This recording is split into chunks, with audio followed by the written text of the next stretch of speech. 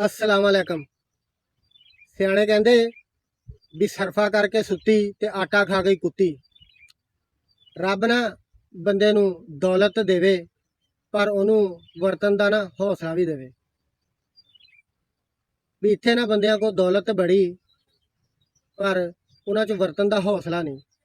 चलो मन्निया कि वो किसी गरीब गुरबा ते नहीं, किसी अपने भैन भरा ते नहीं, कम से कम अपनी जात ते लावे ना। जिद्दां इत्थे बंदा एक ਉਹਦੇ ਕੋਲ ਲੱਖਾਂ ਰੁਪਈਆ ਤੇ ਉਹਨੇ ਨਾ ਸਾਲ ਵਾਸਤੇ ਆਪਣਾ ਪੈਸਾ ਸਾਰਾ ਬੈਂਕ 'ਚ ਬਣਾਇਆ ਹੋਇਆ ਤੇ ਆਪ ਇਧਰੋਂ ਉਧਰੋਂ ਮੰਗ ਕੇ ਨਾ ਉਧਾਰ ਤੇ ਉੱਤੇ ਗੁਜ਼ਾਰਾ ਕਰਨ ਡਿਆ।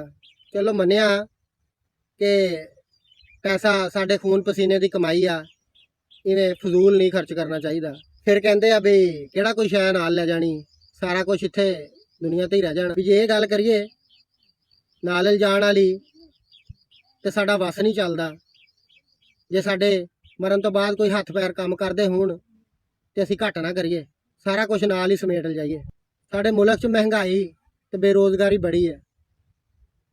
ਕਿਸੇ 'ਚ ਇੰਨਾ ਹੌਸਲਾ ਨਹੀਂ ਵੀ ਕਿਸੇ ਦੀ ਜਵਾਨ ਧੀ ਉਹਨੂੰ ਉਠਾ ਦੇਵੇ, ਕਿਸੇ ਦੇ ਗਰੀਬ ਦੇ ਪੁੱਤ ਨੂੰ 4 ਰੁਪਏ ਲਾ ਕੇ ਕਿਸੇ ਕੰਮ ਧੰਦੇ ਲਾ ਦੇਵੇ ਨਾ।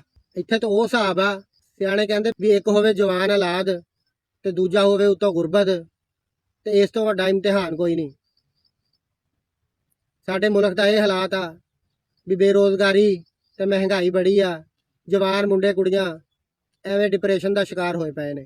ਸਾਡੇ ਮੁਲਕ 'ਚ ਸਭ ਤੋਂ ਜ਼ਿਆਦਾ ਮਿਹਨਤ ਇਹ ਮਜ਼ਦੂਰ ਤਬਕਾ, ਇਹ ਜ਼ਿਮੀਂਦਾਰ ਲੋਕ ਕਰਦੇ ਨੇ। ਅਯਾਸ਼ੀਆਂ ਕਰਨ ਡਏ ਨੇ ਉਹ ਇਸਲਾਮਾਬਾਦ ਵਾਲੇ।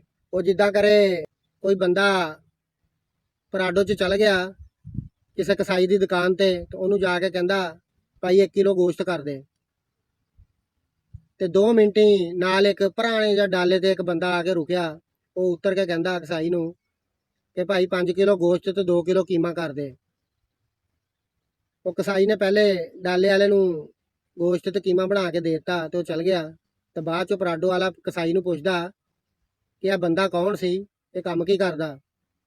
ਤੇ ਕਸਾਈ ਅੱਗੋਂ ਬਣਾ ਸਵਾਰ ਕੇ ਕਹਿੰਦਾ ਇਹ ਕੰਮ ਤਾਂ ਕੋਈ ਨਹੀਂ ਕਰਦਾ, ਇਹ ਸ਼ਹਿਰ ਦੇ ਵਿੱਚ ਜਿਹੜਾ ਕੋਈ ਅਮੀਰ ਪੈਸੇ ਵਾਲਾ ਮਰ ਜਾਂਦਾ ਨਾ ਤੇ ਉਸ ਤੋਂ ਉਹਦੇ ਜਾਣ ਤੋਂ ਬਾਅਦ ਉਹਦੀ ਬੇਗਮ ਨਾਲ ਸ਼ਾਦੀ ਕਰਦਾ ਉਸ ਬੇਵਾ ਨਾਲ ਤੇ ਉਹਦੇ ਪੈਸੇ ਤੇ ਐਸ਼ ਕਰਦਾ, ਮੌਜਾਂ ਮਾਰਦਾ।